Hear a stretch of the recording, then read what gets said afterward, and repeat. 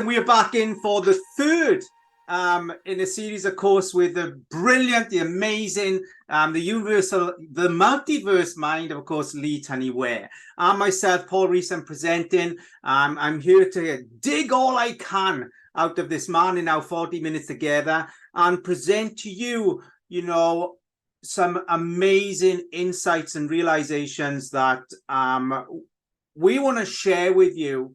So it creates for that expansion to you, your life, those people around you, and all that wonderfulness. And, you know, you are here today. You've put this call on today because you were open-minded and you are ready to keep growing in a way that you didn't think. And that's why we are here for you today. And that's why Lee is here, very generous with his time. It's a beautiful series. And here we are.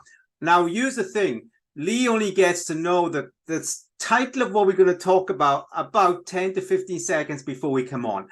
So Lee only knew today that our subject matter today, listeners and viewers, is, of course, feel or think. How does this play out? Feel or think. How does this play out? Now, from my understanding, that, you know, it's not unusual for people to, you know, tie these two together. You know, what I feel is what makes me think. What I think is what makes me feel. You know, a lot of people live unconsciously and people live consciously. All these things come into the mix. And what I've realized is through Lee's talks in the past and listening in his masterminds and his deep dives is that, here's the thing, the influence on that understanding in business is profound.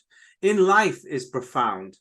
And, you know, Lee, how do we separate? How do we really appreciate and understand the true understanding of feel and think and how that plays out?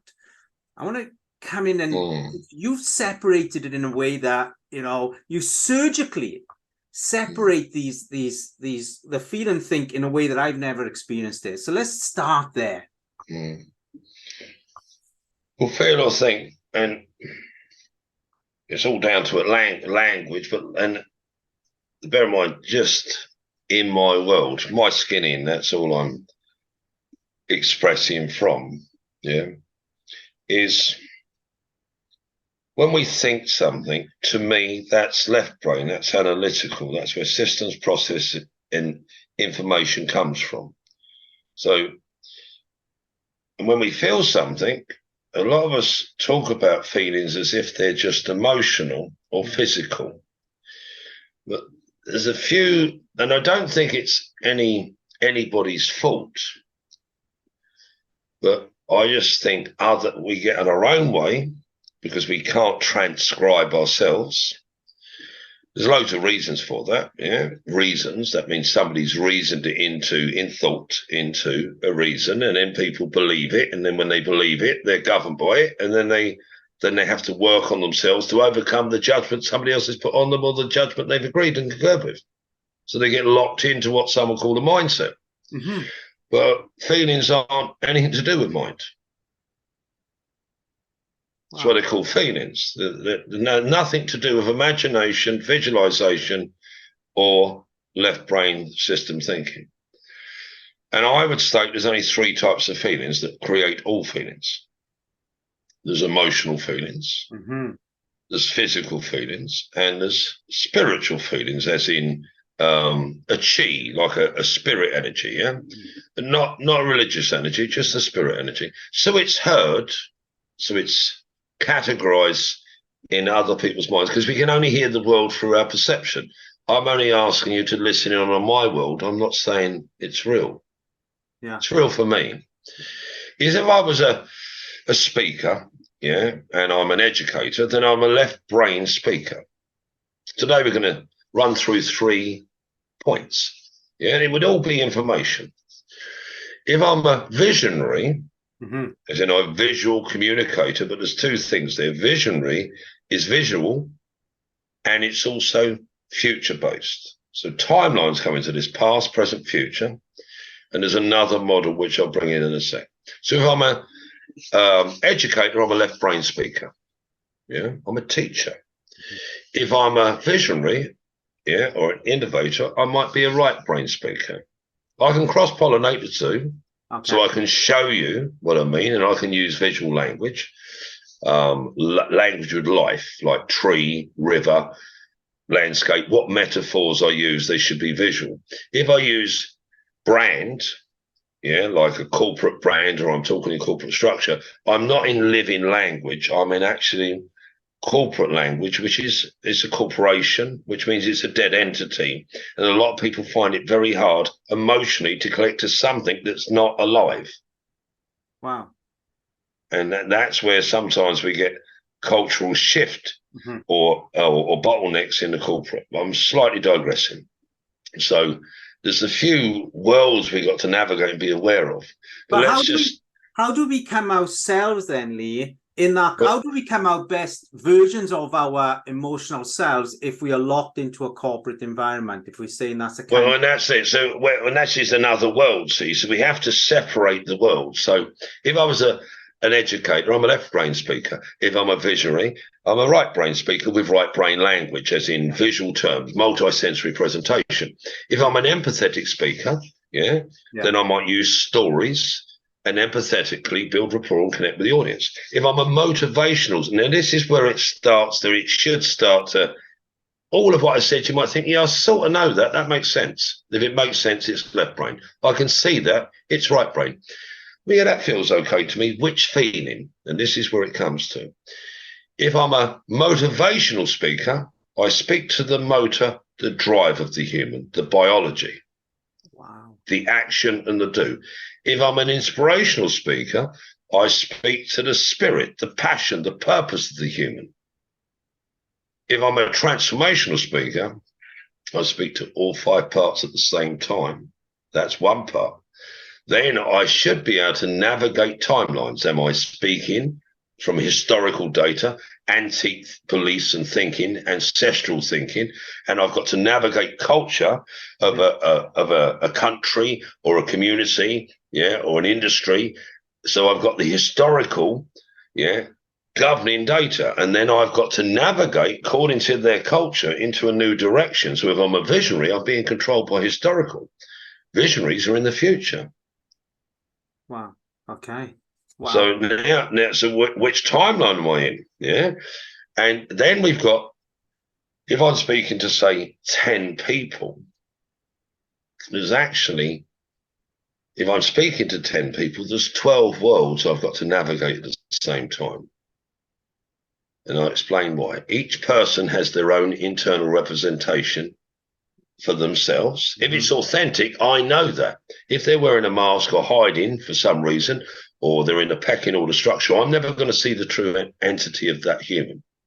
They're never going to showcase to me who they are, nor to anyone else if they're not authentics, if they're not the true selves, if there's consequences in the outside world. Yeah. So between you and I, there's your internal world, there's my internal world, which I think that everybody can accept that. Mm-hmm. The gap between us is deemed and referred to as the real world.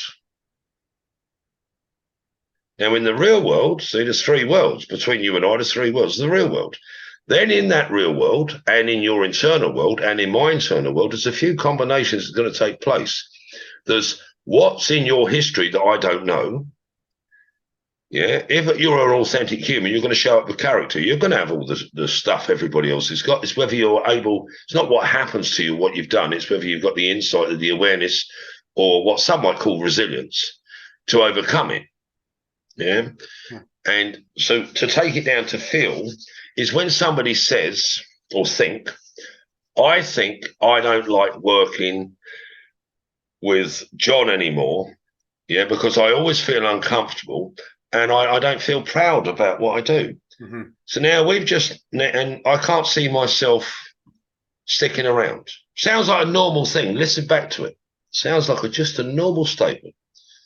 But what I think, yeah, I don't like working with John anymore. That's an emotion I'm thinking, and I'm expressing my emotion. I don't like working with John anymore.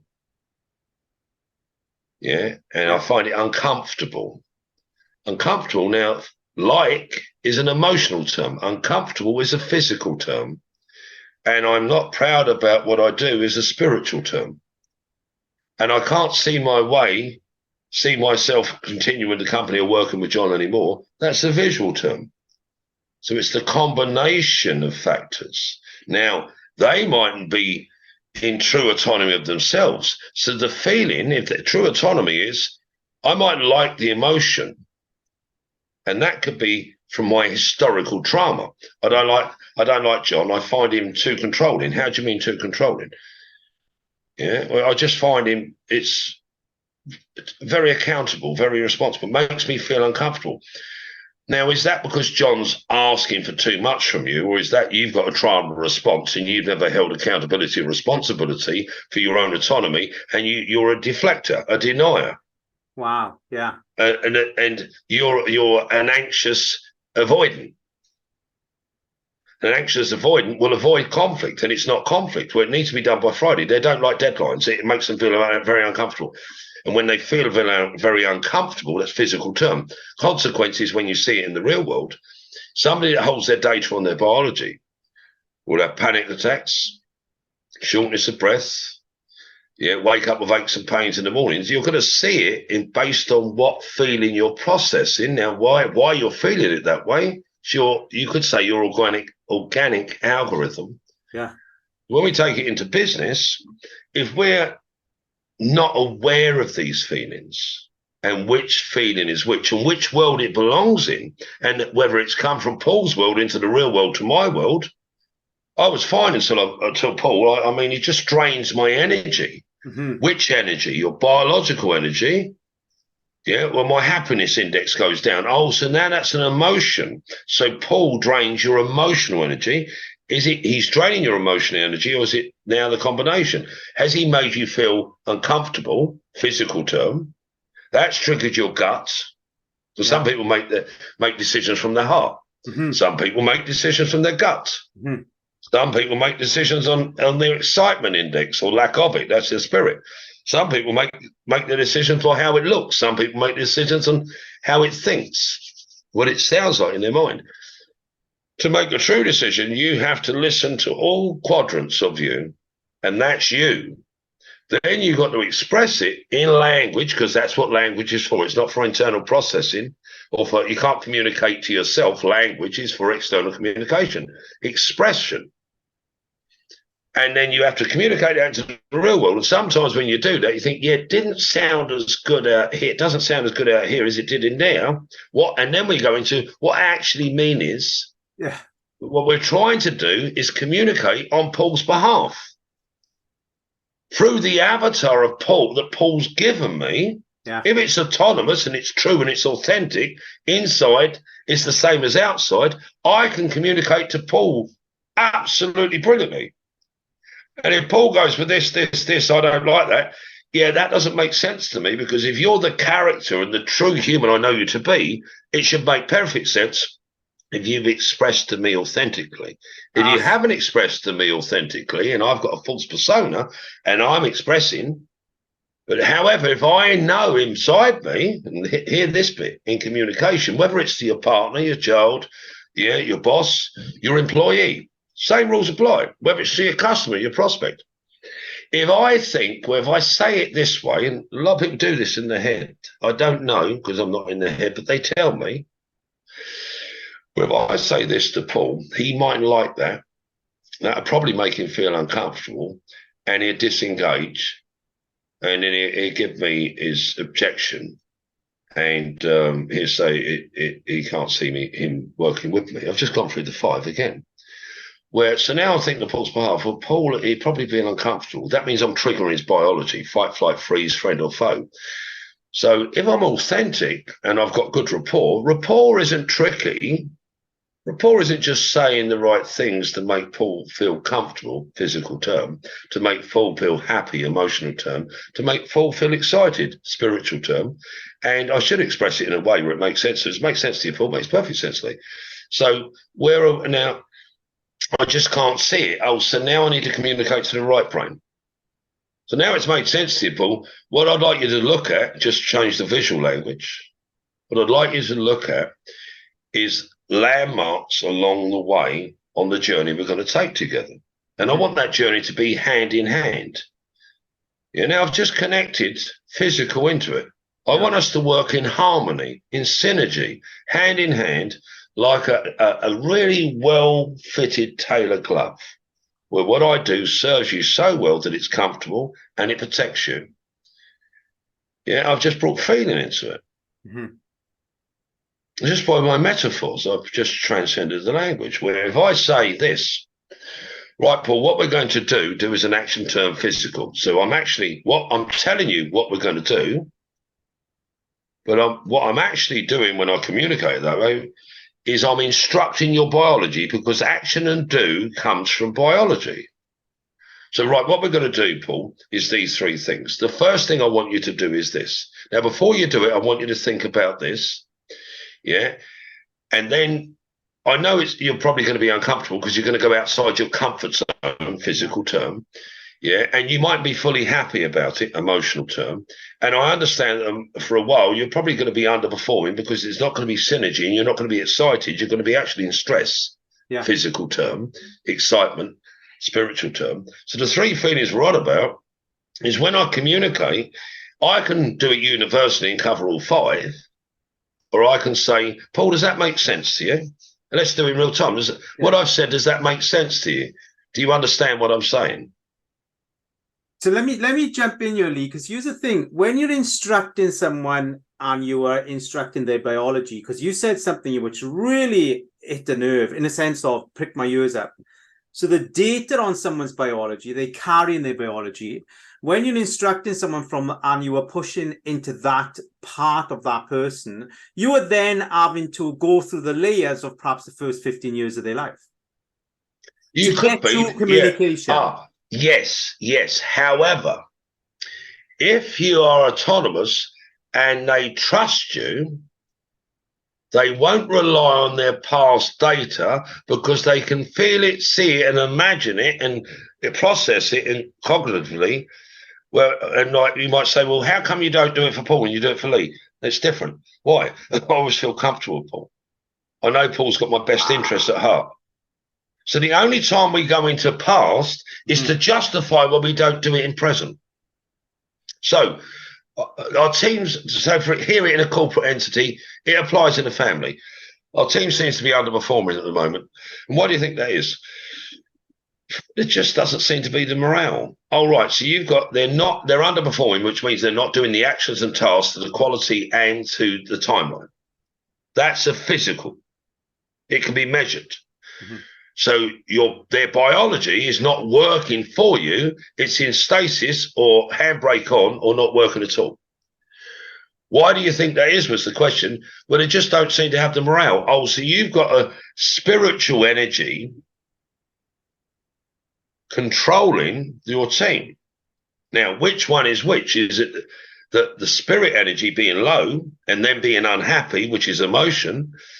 Is it because of the motivation, as in you're not communicating? It's all task driven. It's accountable. We've got to hit the target. We've got to hit this. We've got to have this lorry loaded by 2:00. It's impossible. What does that mean? Well, we can't load it, so we can't load the lorry. How many times we loaded the lorry before? We're not in an hour. You want us to break world records now. So that's a communication problem or a team underperforming. Wow, yeah. And that's the problem with a team. Well, we've always done it this way. And then when they're asked to do it and perform a bit higher, they feel they're being asked too much of them. And no disrespect to any employees, not unless you've got an autonomous one that's really pushing, most employees will underperform. They will do as much as possible, as little as possible for as much as possible. And then they say, well, I'll do more if you give me a bonus. I'll do more if you incentivize it. I'll do more if you give me this. And that's how a lot of the corporate entity goes, which means for somebody to do what you want them to do, you have to pay them more. It's not a science. Yeah. If you've got a true autonomous person that delivers value and if they're being seen, then they're going to be given some form of title. Yeah. They're going to move up through the ranks and their pay is going to go with that. But some people are quite toxic in the workplace, whether that be a manager or employee or a boss. But why? Because of three feelings. And then they're going to justify those. I'm not doing that. Why? No, you've put on me too much. Put on me means it's physical. You've put on me too much. You expect too much of me. You expect me to complete X, Y, Z tasks by X, Y, Z time. And I'm always under pressure. All those are physical terms. You don't expect the same from Paul. Paul comes in here 20 minutes late and nobody says nothing to Paul. But Paul might be very good on data and systems. So Paul does other things. Yeah. And well, show me. You can't see systems and processes only in data. Yeah. Yeah. Well, Paul can come through and work out the orders in about half an hour. Most people don't know. No is an intellectual term. Don't know how to do that. How to do something is to take systems and process, put them into communication, express them to other humans, yeah, or to be able to take data into task. So procrastination is a much deeper problem. We may come into it at a later stage. However, procrastination on its surface level is the left brain, the thought and systems, not being able to get the biology into action, because procrastination is the lack of action. Wow. The lack of do. So it's a conflict between mind and body. That might be the reason. That's the consequence. So when we're demotivated, it means the biology's not, the motor's not driving, which means we're not getting the deduction and the action from the biology. And then we might look for why. Well, it's just the way Paul said it to me. Now, this is where it gets slightly confusing. The way we say something is physical and not intellectual. Even though we're expressing language, anything that comes from the biology falls into the physical. If it can be heard or touched, it's perceived as real, being physical. If it's thought, it's not physical, because you can't ever see another human's thought. Let me jump in on that, because here's the thing. You said something some time back that I heard in one of your deep dives, that we don't have any thoughts. Our thoughts are created by somebody else's thoughts, somebody else's matters and things like that.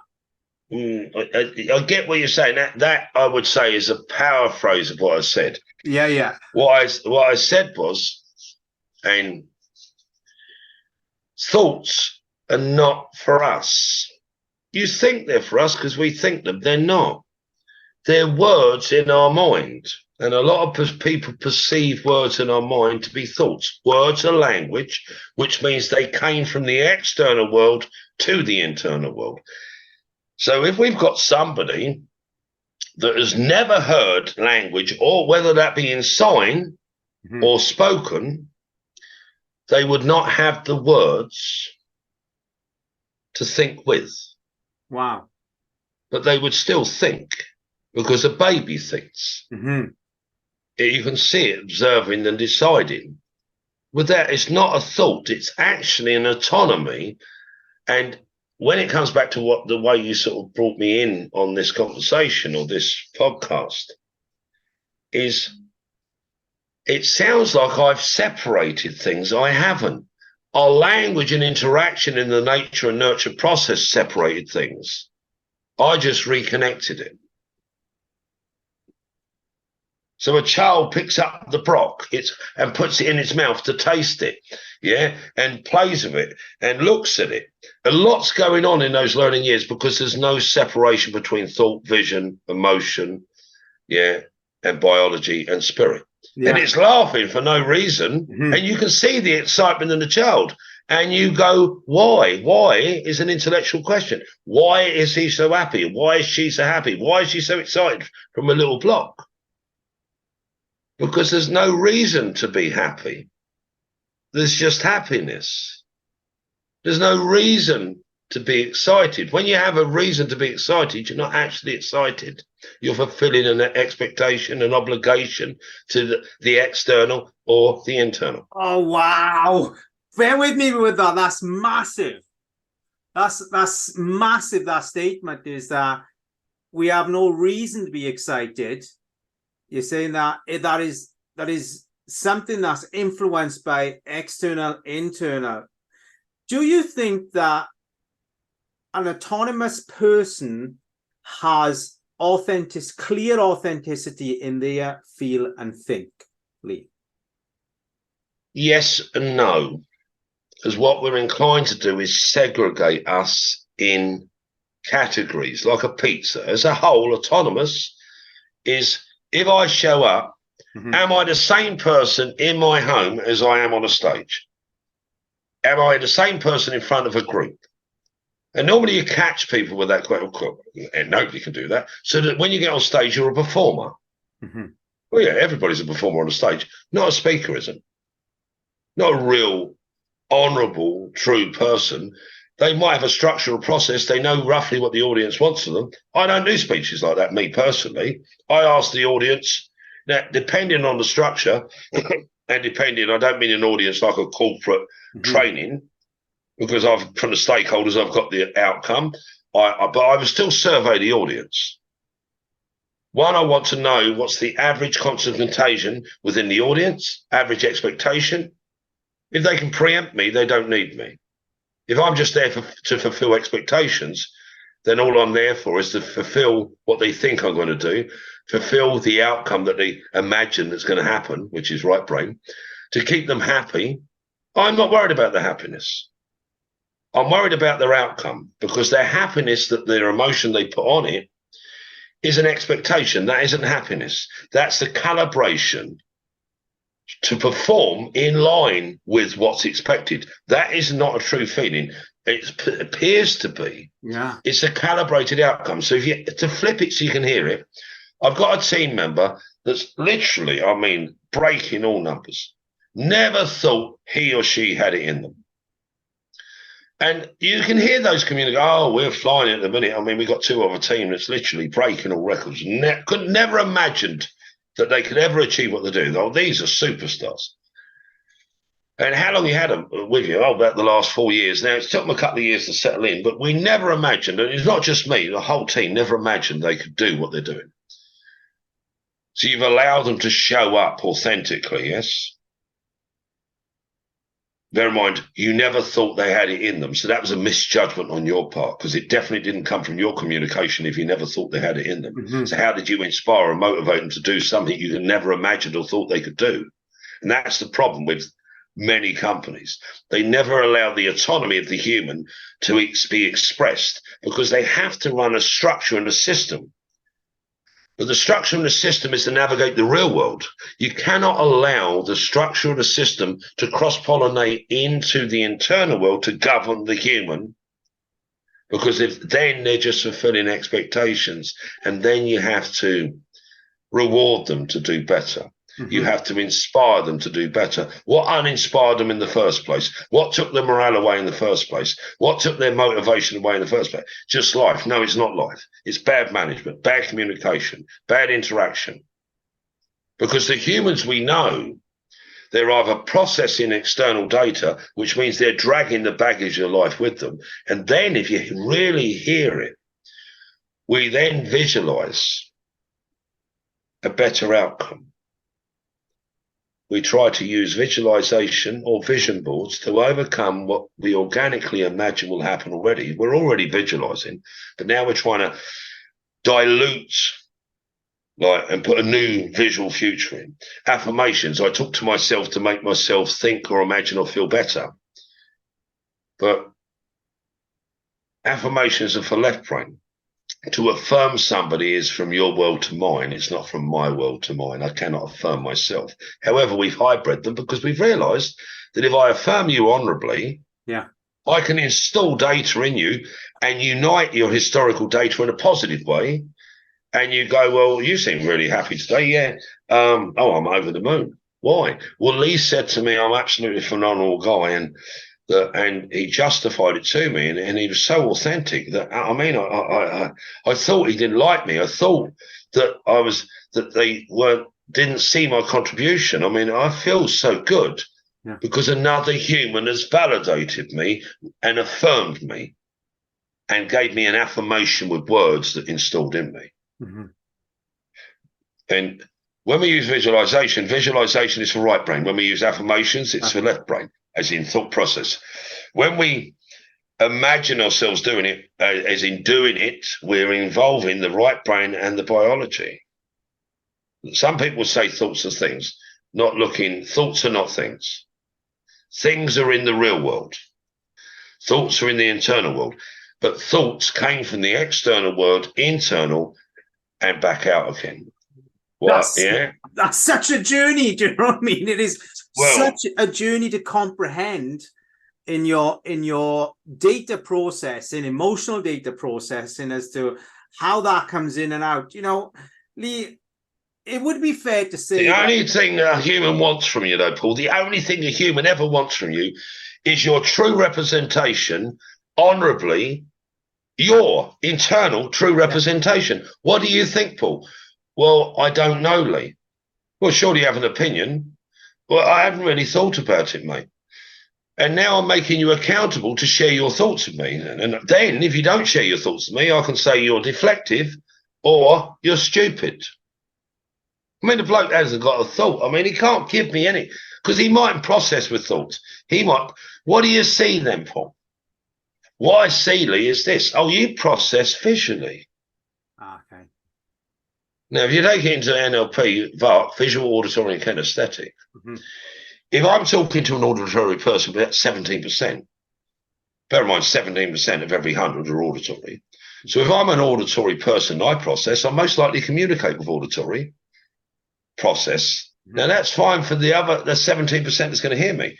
The ones that see my information don't process it in their thought pattern. And 66% of people are visual.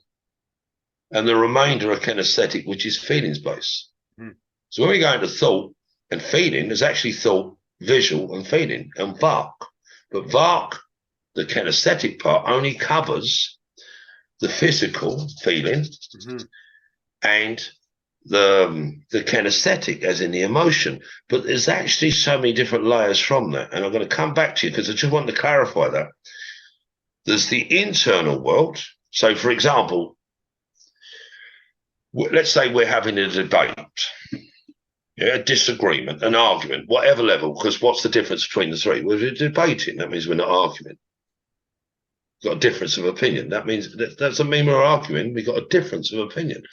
When it goes to an argument, the word argument is more up near the 10, as in 0 means we're just discussing. Well, now we've moved to debating. Now we've moved to arguing. What's the difference between them? Well, when we get to arguing, the tone starts to change. That means another one of our 5 modalities, as I call them, is getting engaged. When you see somebody's finger come out, what do you see? You see their finger. No, you see their biology processing the data, and it don't like it. No, hang about, Paul. Yeah. And the finger comes out. Don't point your finger at me. What's happened now is we've moved from thinking, data, debate or discussion debate to argument. So when we move to argument, it moves more. An argument is more like a fight. Now a fight is something physical, body against body, biology against biology. Debates aren't physical. They appear to be physical. That's why they move up into an argument with the biological energy, the physical energy is getting involved. And then it could be, I don't like what Paul said to me. Made me feel very uncomfortable and upset me. Oh, so it made you physically feel uncomfortable and you emotionally got upset. And I don't trust him anymore. Oh, so the consequences is in the future you don't trust him. Why? I don't like what he says. I don't think he can be trusted. Why? Because he's not authentic. Somebody saying I don't trust them means they either know your authentic self and they don't like it, or they don't know your authentic self.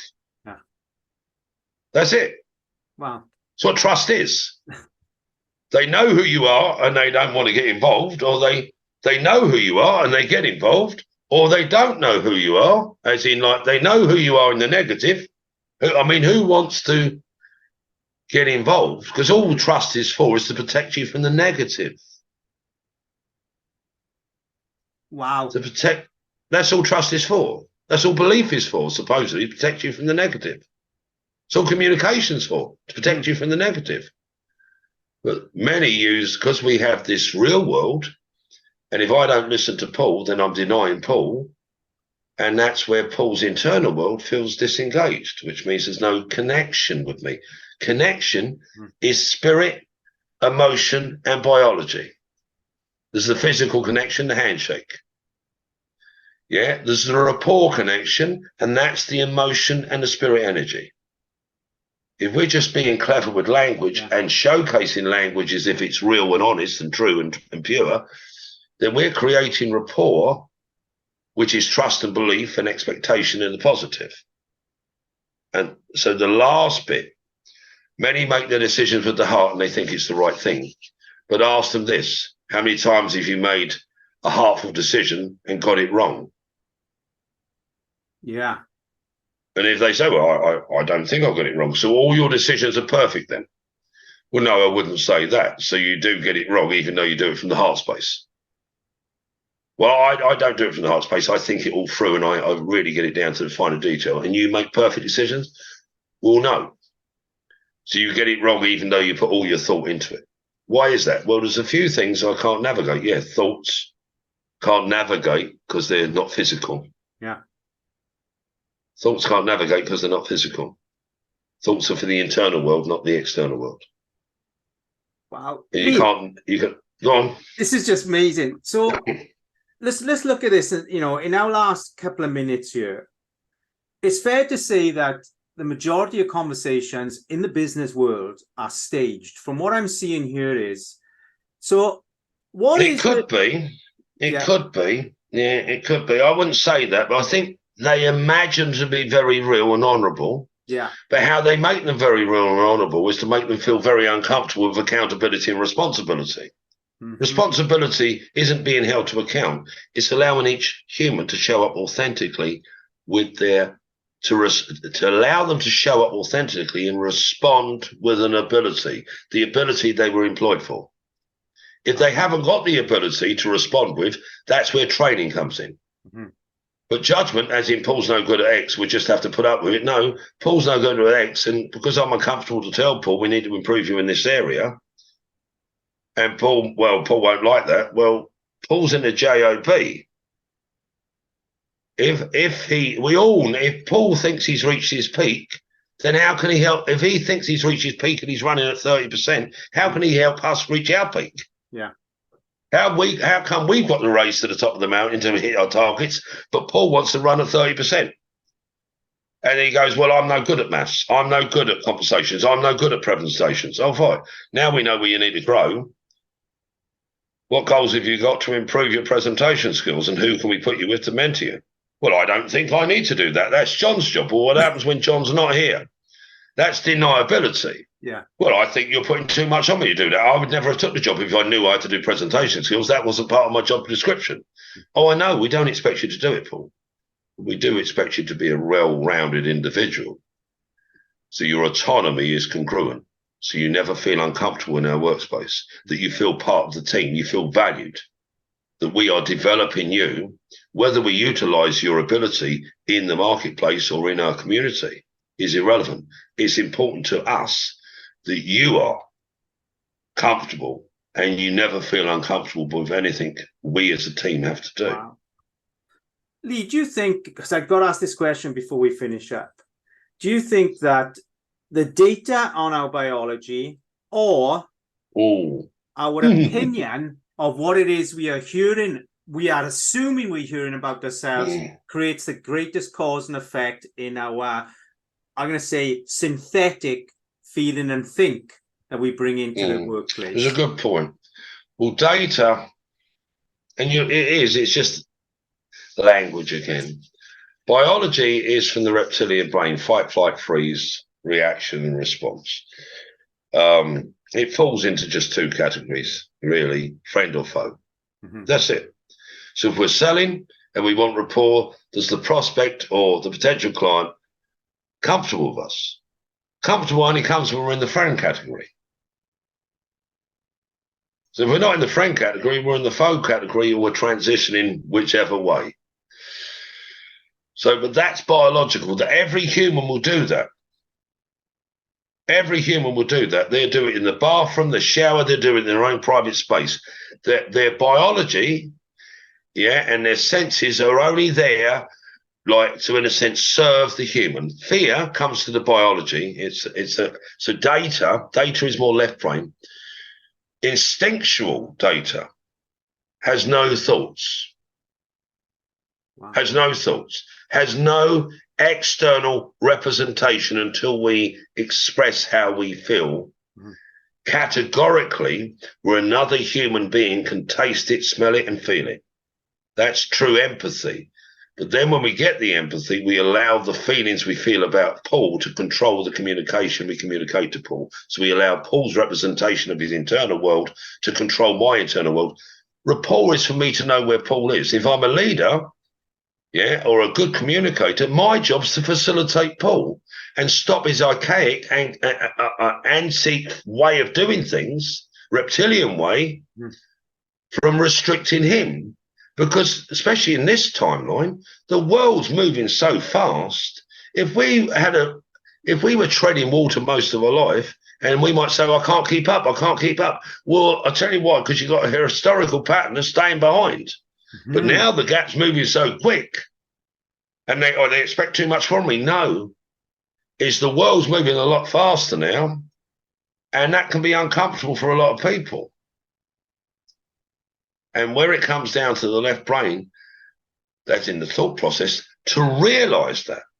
Realise to me is a word that connects the external world with the internal world, to imagine and to realise what is real. What can you taste, smell, feel that others can think? This is a pen. This is it's a pen. It's perceived as a truth.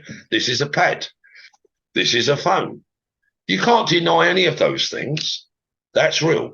But what you imagine and what you think and what you feel, I have no clue unless you give me descriptive language and I listen empathetically and in my mind. And I try to internalise it. And then, so what you're saying is, Paul, is this, And just out of curiosity, why do you think you feel that way? Now, if Paul can transcribe the feeling, Paul can tell me why he thinks that way. If he goes, I don't know, what he's actually saying is he doesn't know how to transcribe his feelings and express them.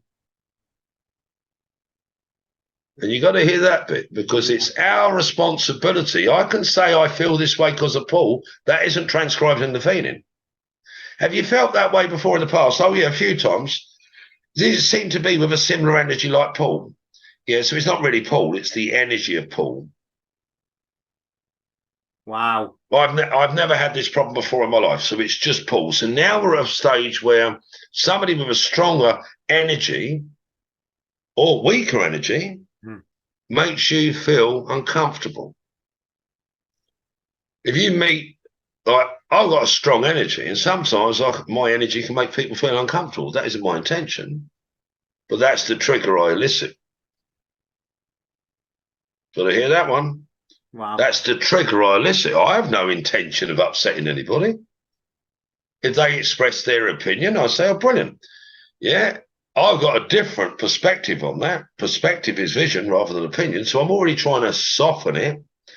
Yeah, I wouldn't feel about it that way. I would have this feeling. Well, you can't say that. That's wrong. Oh, no. But if we go out to dinner, you can eat pepperoni pizza and I can eat margarita, and you don't think there's anything wrong with that. But when I tell you you have to eat margarita, you can't eat pepperoni, you have a problem with that.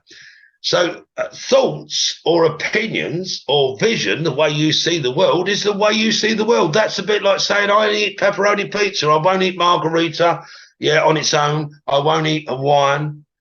And then I go, what's wrong with you? There's nothing wrong with it, it's what I like. Yeah. Well, when we think something, and the algorithm of that creates an opinion, let's say, or that's the way I think about things, well, that's fine. That's a bit like, I don't eat cabbage. And you got to hear that. You will think in a certain way. Open-mindedness means, I haven't tasted it. I haven't eaten pepperoni before. Oh, it wouldn't be for me, but there's some bits about it I like. Oh, I don't eat beetroot. I'll go and have a taste. Open-mindedness is having a taste, not denying the other perspective. Yeah. So when we come into the workplace or into our autonomy of ourself, as in self-development, yeah, is we can be on the shelf and do shelf development, hear it and do nothing about it. Or we can hear it and think, how does that apply to me? What part am I doing that's, because I am a stimulus for another human and they're a stimulus for me in the real world. However, if they're not a stimulus for me, and it's just data and I can keep it outside of me, outside of my skin, so when I hear it, a bit like a live broadcast, it goes out, but it's not live. Yeah, on the TV and that, there's normally 4 or 5 or 15 or 20 seconds delay just in case anybody says something wrong. Yeah, and a live broadcast from them to you have about a 15-second delay. Have a 15-second delay outside. So when they say something, now in our case, I don't need a delay because I have got trust for you. Yeah. And as soon as you ever, which I don't think you will, I've got nothing in my future. If you ever, your tone changes towards me, I might say, what's up, Paul? Oh, nothing, just had a hard day. Anything to do with me? Oh, nothing to do with you, Lee. Is that true? Brilliant. So I've got no concern about it, as in it's not my fault. Mm-hmm. No, it's not. Oh, no, Lee, it's nothing to do with you. Brilliant, mate. Anything I can serve you with. If it's something to do with me, it's just something you said last week, Lee, and I've been brooding on it. Oh, you put it in the cooking pot of life and simmer it down to its pure essence and want to slap it back at me, yeah? I don't play tennis, my friend. If you want me to take you seriously, tell me in real time and I'll say sorry in real time. If you want to make it into something it's not, well, I thought you meant that. Well, then ask me what I meant. Don't think on my behalf. Mm-hmm. But if you're going to hold me accountable for what you imagined, that's nothing to do with me, mate. That's your world. What did I say in the real world? Tell me what I said. Well, I didn't like the way you said it. Fair enough. That's the way I expressed. The point of it all is, if we want action steps with this, so it's just not hot air where it means nothing. And it's just, well, yeah, I like the way he's thinking, or yeah, I wouldn't know that. Well, we've all got different opinions. Some like pepperoni, some like margarita, some don't like pizza at all. That's personal choice.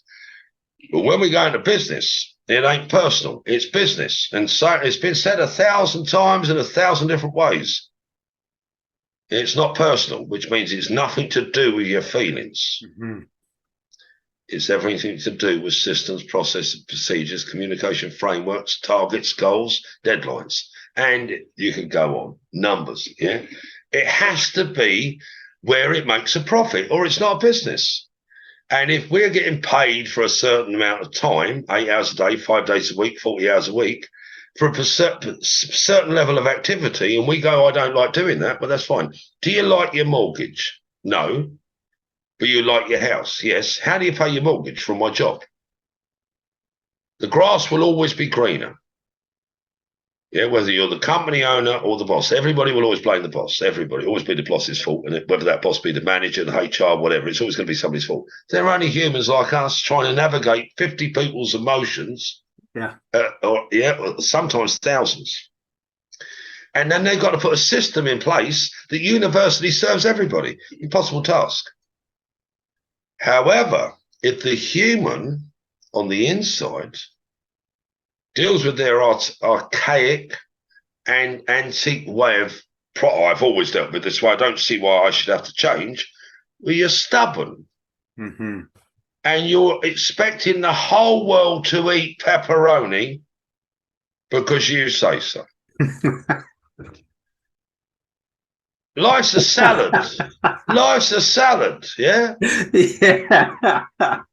I don't think I need that training. Well, you don't. Yeah, I don't like cucumber. I don't like tomato. I don't like lettuce. I don't like anything green or anything that looks like green. Yeah, but for you to work in a corporate environment or a work environment, we have to symbiotically, wholesomely, with equilibrium, not balance. Balance, oh, I don't like balance. Yeah, you can see balance on a tightrope. No matter how high off the floor you are, you're going to fall at some point. Yeah. Equilibrium is synergy between hearts, bodies, minds, so synergy between emotions and thoughts and vision. When we have synergy and we have autonomy and respect is to realize that some eat pepperoni and some don't eat pepperoni and some don't eat salad. But you cannot expect a machine to process in a business machine that has no feelings to process as a democracy. Democracy is in the where you vote. That's it. Yeah. When it comes into a company, I think this, I think that, I think the other, that's fine.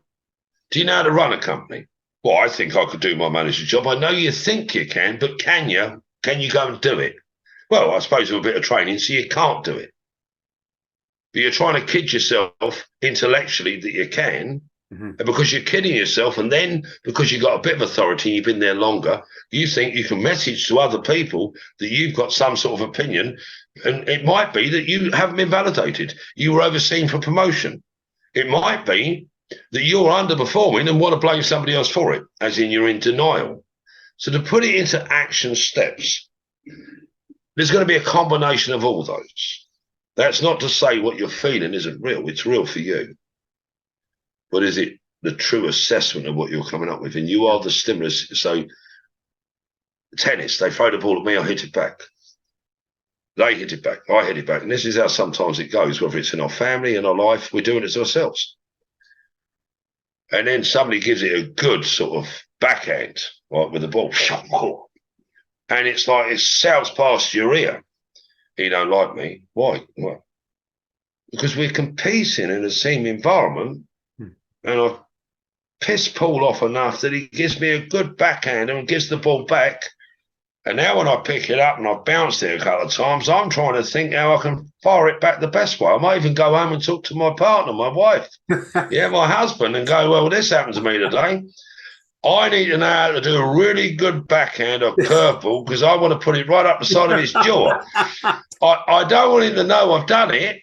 Yeah, I want to do it with a sting and a smile, and I don't want anyone to see me do it. And that's playing a game. So action steps: be authentic, be real in the real world. You have to be real in the real world, or you're never seen. You're Harry Potter in the cloak. Doesn't matter what you make the cloak look like. You're a changeling.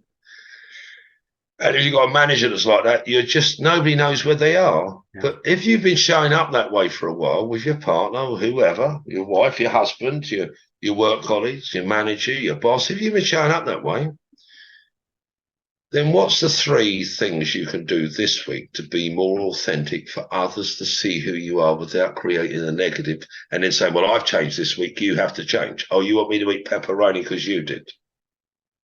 No. Actions. What's happening in your life and reflection over and over and over again, whether it's in your business, your life, in your relationships, is irrelevant. Same problem. Yeah. And if it wasn't Paul's fault, and it was nobody's fault, then you either have to do one or 2 things. If it's nobody else's fault, nobody, B-O-D-Y, no other human, then it must be you. But if it's not you and it's not them, then there's no problem, is there? Leave. If it's not you and it's not them, then it's just life. Yeah. That would be a bit like me blaming you for a volcano. You know what I mean? Yeah, my wife put the washing out today, Paul, on the line, and I'm not impressed with you at all because she's angry with me. Why is she angry with you? And she hung it all out. It was almost dry and it poured down with rain. It's your bloody fault. If you didn't come on this podcast and do this, it wouldn't have rained today. But what I'm saying is that's how we excuse ourselves from reality. What's real and what's imagined. Yeah. To realize something is to take real outside world into the inside world and actualize and imagine it in a real way. Yeah. And if you're inside disrespecting Paul, it don't matter what face you got on. Don't think Paul don't know it on the inside. He's feeling it. Yeah. And if it's going on over a period of time, that's toxic. That can affect Paul. And I know they don't like me. I don't know why. Makes me feel very uncomfortable when I'm working with Lee because I don't. Well, what's he say? Nothing he says. It's just a feeling I get. I don't get it with anybody else. It's like a frequency, biological data. He's sending it to me. That's instinctual. Your instincts are in. They're instincts. It's not his feeling. It's your feeling, but you're picking up on the vibe. The point is, that's him trying to make you, or she trying to make you eat pepperoni, and you're not even eating. Oh. So the point of it is, get it real, be honest, be true, be sincere. Take your judgments off of people, take the title away, take the pain away. Yeah. And just say, tomorrow's going to be different. Why? Well, I expect them to change. Well, expect them to change. They ain't going to do that. Why don't you change? Why don't you let go of it all? Let go of the antique feelings and go tomorrow. I don't care how Paul shows up. I'm going to put a 15-second delay on. No. And I'm going to be in real time. And when it comes, that's perfect, because I know who to put a 15-second delay on. Yeah. And when it lands, I've already got 15 seconds to adapt to it. I'm not going to instinctively react, because that's where your power is. Your power lies in your nose. Yeah, if you can say no when everyone tells you you should say yes, that means that's where your power is. And your failures lie in your yeses. Wow, that is so powerful, Lee. It is. And listen, Anyway. viewers, listeners, I mean, you would have had a ton of realizations and insights out of this. I want to thank you all for your time and for being here. And, please subscribe to the channel, give us a like, do comment, because we always get back there. You will find Lee Anywhere on LinkedIn. One thing, Paul. Go for it, my friend. What feelings do you want to feel? And perhaps they should be your goals, because it's all an inside-out job. Wow. There it is. There it is. I mean, really, as you know, listening is an art. We don't listen here, we listen here, and we listen here. So, all these things are part of what Lee is doing here. As I say, subscribe to the channel, give us a like, do comment, and we'll be back, of course, next week with what is Extreme Business Set Mind series with a wonderful Lee Anywhere, and of course myself hanging on the end of it, that's for sure. It's fantastic. Until this time next week, guys, everybody have an amazing week. Be yourself, love who you are. This is what it's about, and bye for now.